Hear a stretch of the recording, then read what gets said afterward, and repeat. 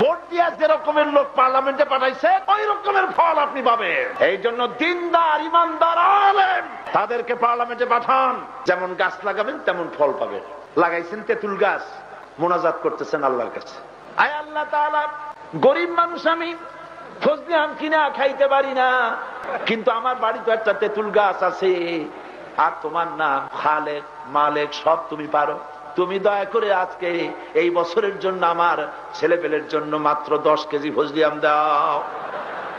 দোয়া মঞ্জুর হবে? হবে না। এরপরে যদি আপনি 10-15 জন পীর সাহেবের পানি পড়া নিয়া অন্তত 100 গ্যালন পানি পড়িয়ায় না তেঁতুল গাছের গোড়া যদি দেন, ফজলি আমের নিয়ত করে, ফজলি আম হবে নাকি?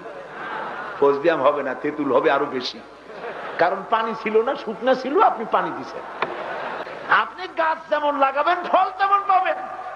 ভোট দিয়া যে রকমের লোক পার্লামেন্টে পাঠাইছেন ওই রকমের ফল আপনি পাবেন।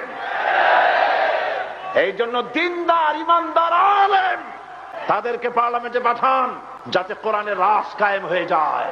তাহলে 1 নম্বরের কাজ হলো নামাজ প্রতিষ্ঠা করা, 2 নম্বরের কাজ হলো যাকাত আদায় করা, 3 নম্বরের কাজ হলো ভালো কাজের আদেশ করা, আর অন্যায় কাজ 2 হাতে বন্ধ করে দাও। রমজান মুবারক আসতেছে, অন্যায়ের প্রতিরোধ মুখর হয়ে উঠুন, অন্যায় হতে দিবেন না। সিনেমার গান বাজনা রাস্তায় বাজতে পারবে না, পারবেন না আপনারা? এগুলি করতে হবে।